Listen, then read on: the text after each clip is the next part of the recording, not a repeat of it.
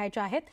सर्वोच्च न्यायालयाच्या आदेशानुसार राज्यातील रखडलेल्या स्थानिक स्वराज्य संस्थांच्या निवडणुका घेण्याची तयारी राज्य निवडणूक आयोगाने सुरू केलेली आहे। त्यानुसार नोव्हेंबरच्या पहिल्या आठवड्यामध्ये निवडणुकीची घोषणा केली जाऊ शकते।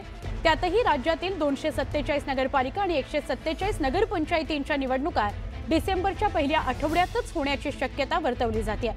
महापालिका, नगरपालिका, नगरपंचायती आणि जिल्हा परिषद व पंचायत समिती अशा त्रिस्तरीय निवडणुका घेण्याची तयारी राज्य निवडणूक आयोगाने केली आहे। या संदर्भात राज्य सरकार आणि जिल्हा प्रशासनाबरोबर निवडणूक आयोगाने तयारीचा आढावा घेतला।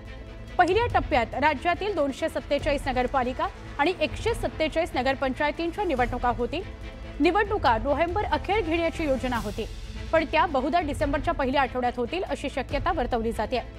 विरोधकांनी मतदार याद्यांवर आक्षेप घेत निवडणुका पुढे ढकलण्याची मागणी केली होती, पण आता विरोधकांच्या मागणीला आयोगाने केराची टोपली दाखवली आहे असं म्हणता येईल।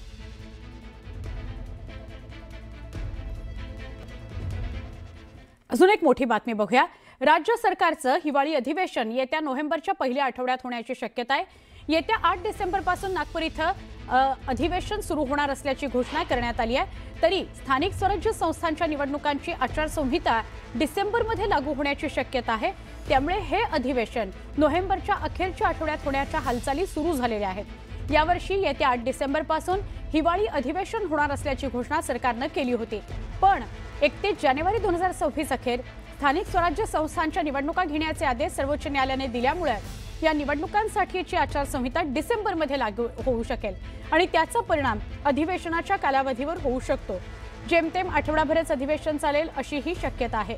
हिवाळी अधिवेशनात सप्टेंबरमधील अतिवृष्टी आणि शेतकऱ्यांच्या मदतीवर चर्चा होण्याची शक्यता आहे।